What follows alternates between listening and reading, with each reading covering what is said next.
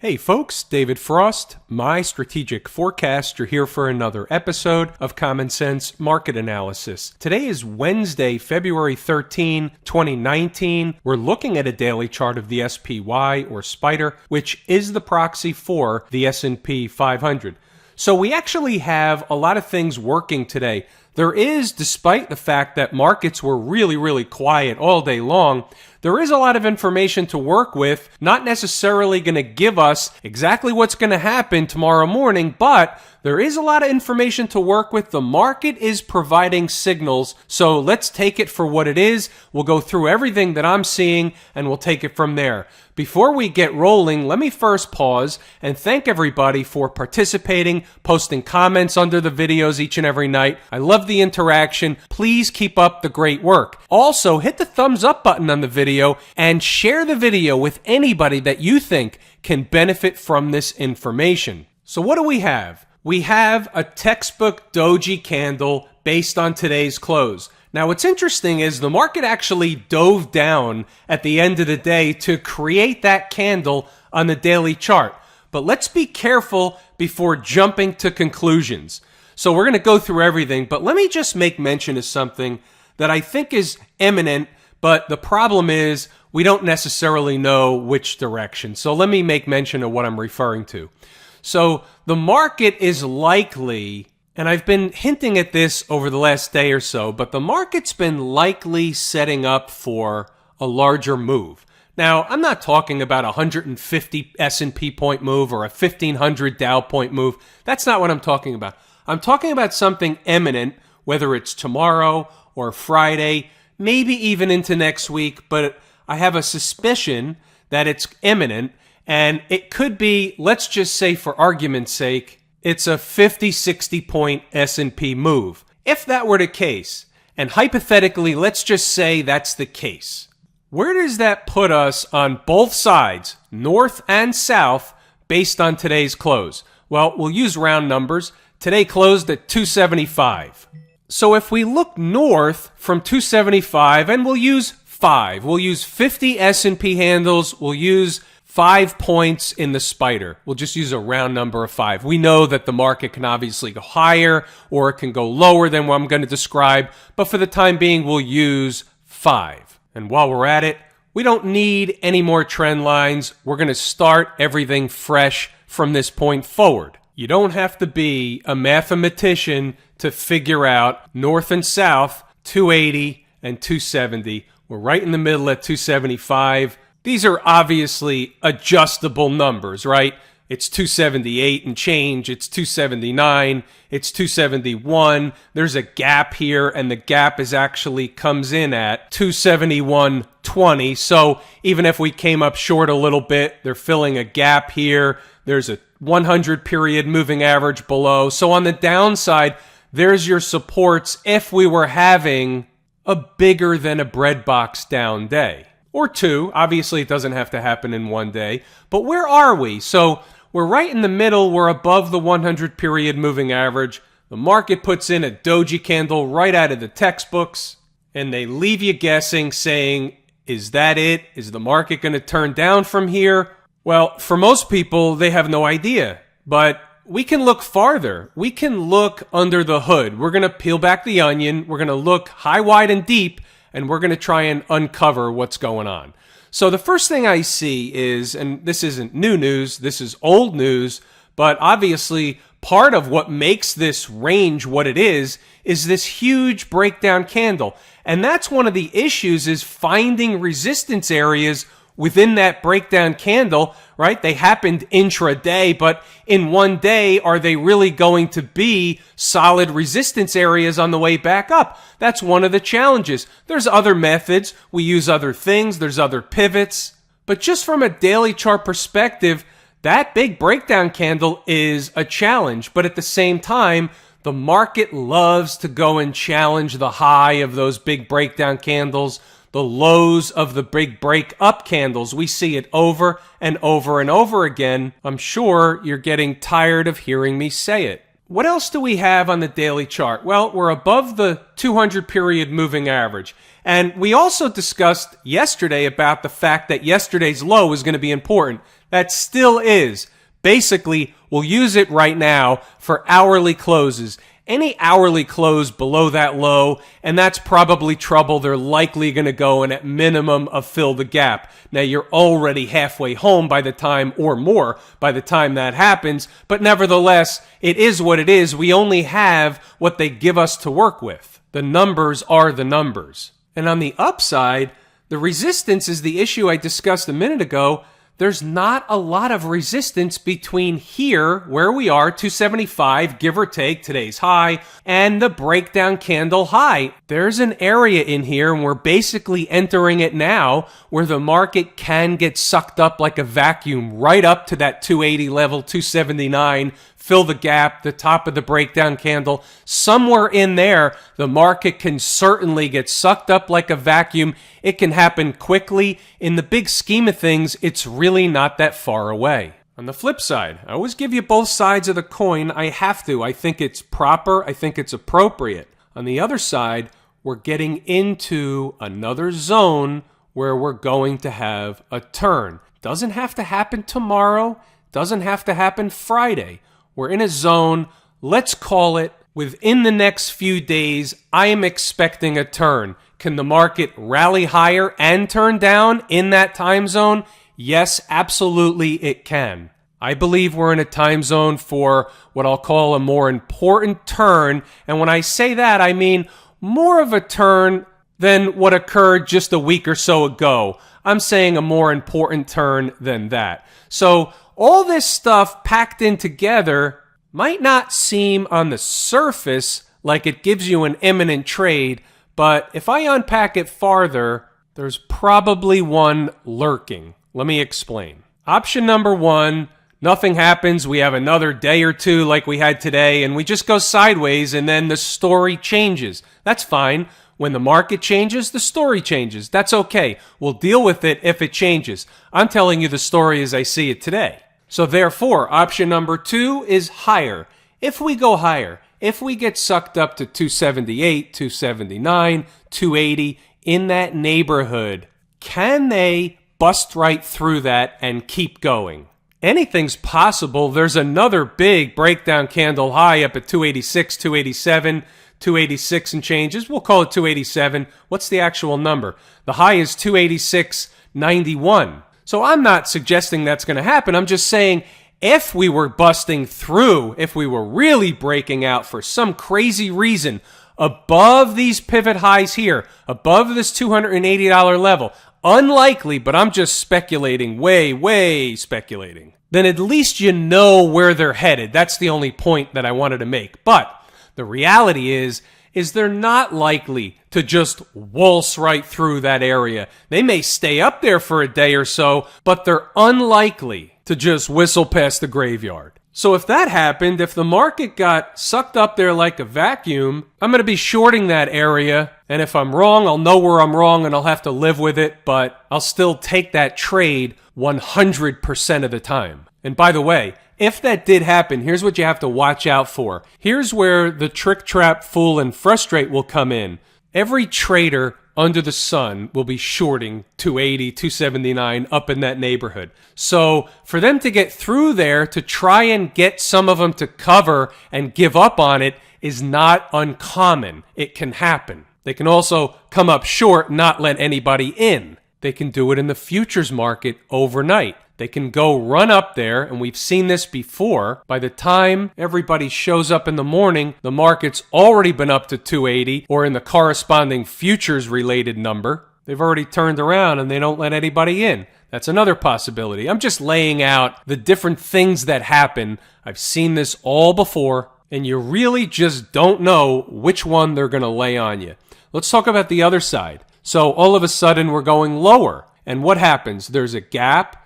And there's 270 is a big fat round number. There's a moving average down there. So it wouldn't be out of the realm of possibility at all for the market to issue a reality check and remind everybody that it doesn't go up every single day and remind everybody that we've been up over 400 S&P points since Christmas. So from where I sit, not saying it's going to happen, but I won't be totally surprised to see one of those two numbers hit within the next 2 days. Or at least make an attempt, a valiant attempt in either direction at one of those two numbers. Remember, those numbers weren't necessarily scientific. Those numbers were around 5 points from where we are now, 50 S&P handles. We used round numbers, so they're not scientific. Don't use those numbers to do anything. I use them to explain a concept. Let's look around the park. We're down at a 10-minute time frame. Let's go from 10 all the way up, and let's see what else we can find if we have any other clues telling us what's imminent in the market. So here you can see, at least I can see, and my eye was immediately drawn to what looks like a long drawn-out bearish pattern. In the afternoon, the market looks like it started to put in a bullish pattern and started to break to the upside, but was rejected at this morning's highs and subsequently sold off into the end of the day. And that's interesting. That's a slight change in the program from the last couple of days. So remember, Friday we had that big spike at the end of the day. Monday was just basically sideways all day long. And then yesterday on Tuesday, we finished not at, but near the highs of the day. We have a gap higher, and we finished not at, but near the lows of the day. So it's a little bit of change in the program. How about the hourly chart? What do we have? Do we have anything material that we can draw from the hourly chart? Well, I guess I can make a case here, right? Here's a bullish pattern, and it played out. Or I can do something different, right? So I can stretch it back here, and I can say, well, we went up, and now we're just going sideways. You know, I can draw it any way I like, and you can debate either way, but it's not bearish, so that's the main point. It's certainly not a bearish pattern. There's nothing bearish on the hourly chart other than the final candle in Wednesday's session. That's bearish. That's a reversal from the previous candle, but it's not anything material. At the end of the day, the market still finished up about 0.25%. I'm not saying it's a big up day. I'm just saying it was up, not reading into the last candle of the day. Not that I can't. I'm just not on this particular candle. There was decent volume in this candle, and that's as it relates to many of the others. But again, if it's a puzzle piece, it's a small one. How about a 120-minute chart? We've been using some additional time frames because of where we are on the charts. I need more information. What is this telling us? It's, again, the same thing. It's really just another bullish pattern. Again, minus the last candle of the day, but I'm not going to just single that one thing out and say the market's bearish because of the last candle of the day on Wednesday. That's not the reason to be bearish. So this is a bullish pattern, or it's not a bearish pattern. How about a half of a day's activity? So now we have 2 textbook doji candles. Do we read anything into that? Not necessarily. What if we get 3 textbook doji candles? Would we read anything into that? Well, I might. I might start saying the market's going sideways, building energy to go higher. Others might say the more doji candles you have, the more likely the market is to go lower. I wouldn't. That's how 2 different people can look at the same thing and come up with 2 entirely different conclusions. That's what makes a market. That's what makes it so fascinating. Back to the daily chart. Anything conclusive on the daily chart, anything conclusive based on everything that we've been discussing thus far? And the answer is no. There's nothing conclusive either way. The trend is up. The market is bullish. We can't deny that. And by the way, even if we came down, as discussed before, 270, does that change the trend in the market? And the answer is no, it does not. We're going to take a slight detour for a moment. We're going to look inside the numbers. So let's take a look at the morning notes for a second, and I'll paraphrase. I'm basically telling the traders similar to what, or some of what, I've mentioned to you already. The market continues higher. It's headed for a destination. I also mentioned Valentine's Day seems as good as any. That seems to coincide with tomorrow having a bigger than a breadbox move. We'll see if that's the likely scenario. I also begin to discuss the vacuum scenario. And also mentioning there's another side, that markets are very extended. And I always like to remind traders, whenever we're in situations like this, how far we've come from the December lows. So we could see a reversal from anywhere. You just need to be aware of that. Now stay with me, there's a method to the madness. Then I go on to say we're on the lookout for a spark, and we have two items within the immediate news cycle. Those two items are the government shutdown and the trade wars with China. Both are not new news, and the government shutdown had a positive effect on markets while closed in December. If the geniuses make a deal to avert another government shutdown, will it be a sell the news event? Just letting you in my mind, a little speculation, but I wanted to put it out there. And here's the thing, now think about it for a minute. Sometimes those things are funny, but sometimes there's more to meets the eye. I'm discussing the market making a larger move. I think the deadline for this government shutdown nonsense is Friday. 1 minute there's a shutdown, the next minute there's not, there's a deal, there's no deal, maybe there's a deal, maybe there's not, who knows? So that could certainly be a convenient excuse for a market in either direction. Now, let's go to something else. How about the midday update? Here's an interesting one. The band plays on, so markets are very quiet and grinding higher, headed for a destination. I know that's broken record stuff, but stay with me. Here's where I begin to further build the case. It's too quiet, they're winding up for a larger move. Could it be a failure? Yes, but that's not what the charts are saying. I always want to remind traders, what we think and what the charts are saying may be two entirely different things. You need to learn how to separate the two. I start to discuss the zone on the support side is the gap that was left open from yesterday. So when the midday update came out, we already had some lows that were established for the day.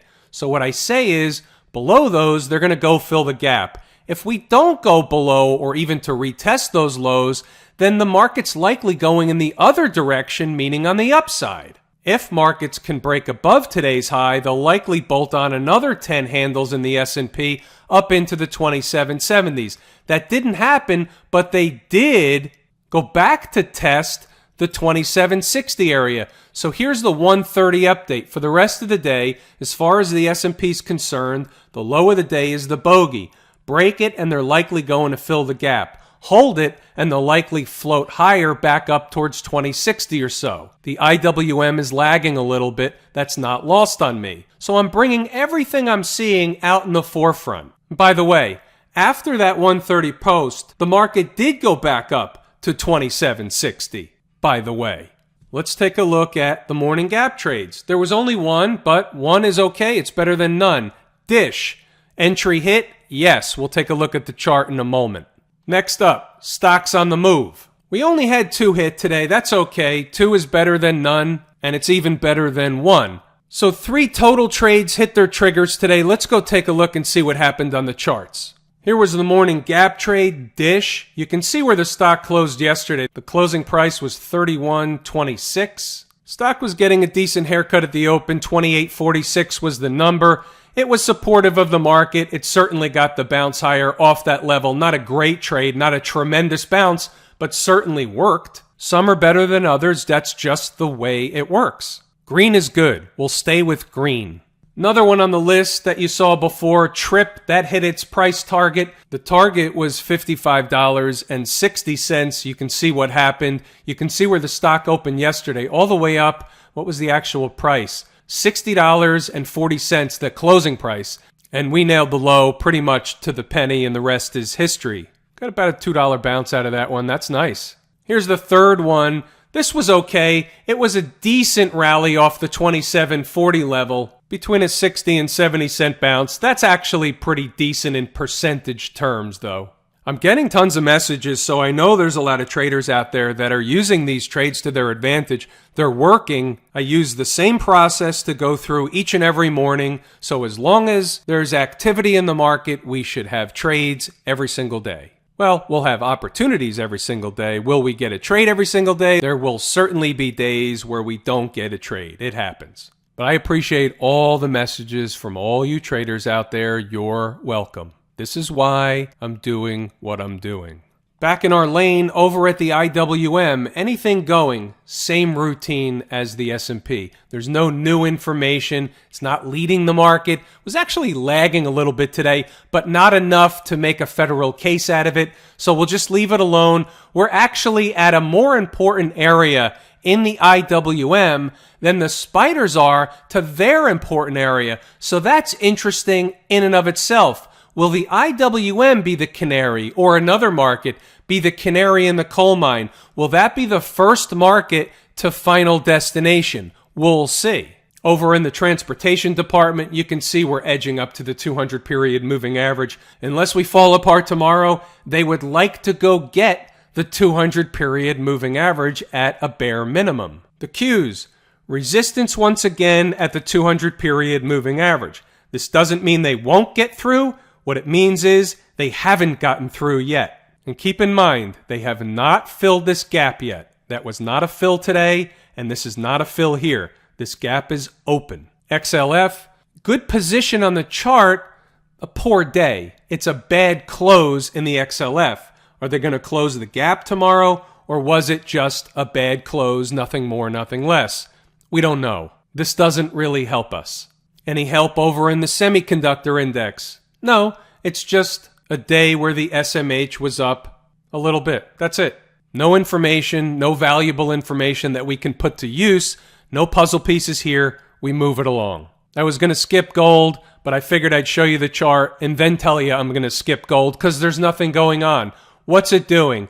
Looks like it's winding up to make a move higher. That's what it looks like it's doing. As long as the 20 period moving average holds, not being able to get to 1300 and the way in which it's trading on this daily chart, those things put together is bullish until and unless one of those two things changes. Crude oil made that low the other day, turning back up. The big scheme of things is nothing's changed. The big scheme of things, this is really what we're looking at. This is what we're looking at. So what happens inside of this channel really doesn't matter. Until and unless we can break above or below in a significant manner that channel, then you're just going to go back and forth. Is it going to break up now? It may. Is it going to go back down a little bit? It may. Inside the number traders get those crude oil numbers each and every day. And traders that have taken the course at Lazy E Mini Trader will go to the other charts and they will find the intraday trades in crude oil or any other chart they want to look at. And with that, I'm going to give it a wrap. I'm David Frost, my strategic forecast. Thanks for tuning in for another episode of Common Sense Market Analysis.